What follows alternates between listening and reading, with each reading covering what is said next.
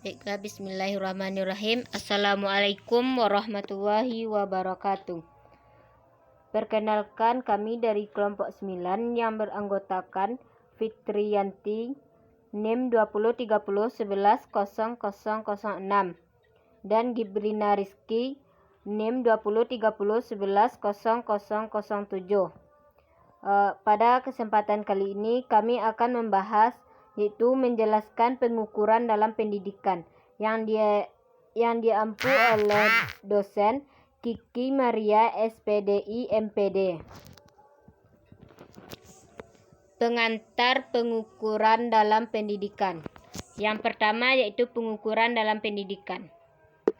Pengertian pengukuran secara umum adalah proses pemberian angka-angka atau label kepada unit analisis untuk merepresentasikan atribut-atribut konsep. Proses ini seharusnya cukup dimengerti orang walaupun misalnya definisinya tidak dimengerti. Hal ini karena antara lain kita seringkali melakukan pengukuran.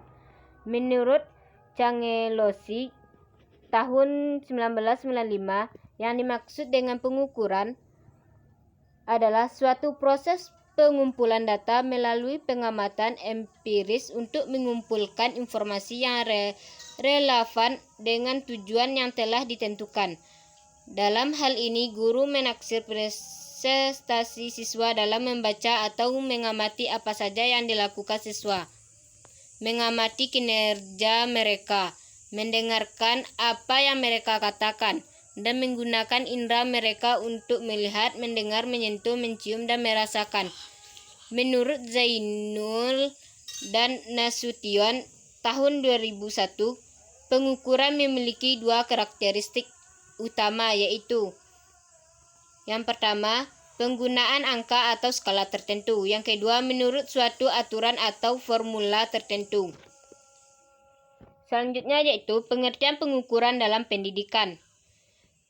Pengukuran merupakan proses yang mendeskripsikan performansi siswa dalam menggunakan suatu skala kuantitatif atau sistem angka sedemikian rupa sehingga sifat kualitatif dari performansi siswa tersebut dinyatakan dengan angka-angka.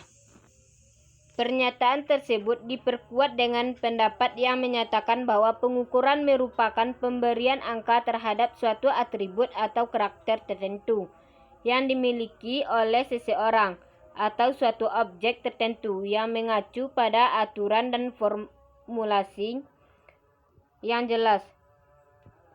Aturan atau formulasi tersebut harus disepakati secara umum oleh para ahli, yaitu Zainul dan Nasution tahun 2001. Pengukuran dalam bidang pendidikan berarti pengukuran atribut atau karakteristik peserta didik tertentu. Dalam hal ini, yang diukur bukan peserta didik tersebut, akan tetapi karakteristik atau atributnya. Yang B. Tujuan pengukuran dalam pendidikan. Pengukuran dalam pendidikan mempunyai peranan yang sangat penting. Yang pertama, penentuan ini dapat digunakan untuk menentukan tingkat, membebaskan peserta dari suatu kesatuan pelajaran, menaikkan peserta dari suatu tingkat ke tingkat yang lebih tinggi, memberikan umpan balik untuk memperbaiki unjuk kerja, menempatkan individu-individu ke dalam kelompok-kelompok tertentu, atau menentukan suatu bentuk latihan yang khusus. Tujuan pengukuran sebagaimana tersebut di atas. Yang pertama yaitu pengelompokkan. Salah satu tujuan pengukuran adalah untuk mengelompokkan. Mengelompokkan ini berdasarkan tingkat keterampilan, umur, jenis kelamin, kondisi kesehatan, dan minat. Sebagai upaya memperbaiki proses pembelajaran, guru dapat menempatkan siswanya ke dalam kelompok-kelompok tertentu sesuai dengan tingkat kemampuannya. Yang B. Penilaian. Tujuan utama penilaian adalah memberi informasi tentang kemajuan yang dicapai dalam proses pembelajaran yang dikerjakan dan posisi siswa di dalam kelompoknya dengan mempertimbangkan seluruh faktor. Penilaian harus dilakukan secara objektif, sehingga dapat mencerminkan kemajuan yang diperoleh dan memperbaiki perbaikan yang diperlukan. C. Motivasi merupakan kekuatan yang memandu seseorang untuk mencapai hasil yang tertinggi. Apabila dilaksanakan secara tepat, evaluasi dapat merupakan proses memotivasi yang positif. Sedemikian pula sebaliknya. Bila dilakukan secara sembarangan, evaluasi dapat mengurangi motivasi. Motivasi yang terbesar adalah keberhasilan. Agar siswa tetap memiliki motivasi, mereka harus mengetahui bahwa dirinya berkembang kemampuannya. D. Penelitian adalah penyelidikan yang dilakukan secara sistematis untuk meningkatkan ilmu pengetahuan. Mutu data yang dikumpulkan bergantung pada ketelitian dan ketepatan alat ukur, teknik pengukuran, dan kelayakan tes. Dengan menggunakan tes yang mengukur unjuk kerja fisik dalam penelitian, diharapkan dapat membantu guru atau pelatih dalam menyusun program pelatihan yang tepat, membantu memecahkan masalah-masalah dalam proses pembelajaran, dan memperbaiki program latihan yang telah dijalankan.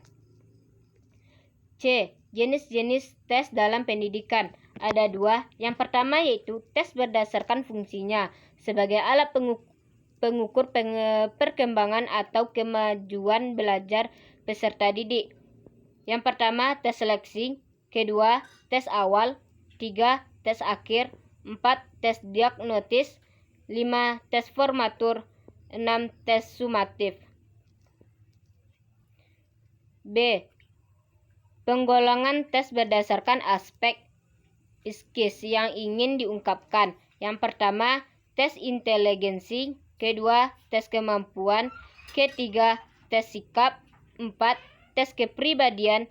Dan yang terakhir yaitu hasil pembelajaran. Mungkin hanya itu yang dapat kami sampaikan. Assalamualaikum warahmatullahi wabarakatuh.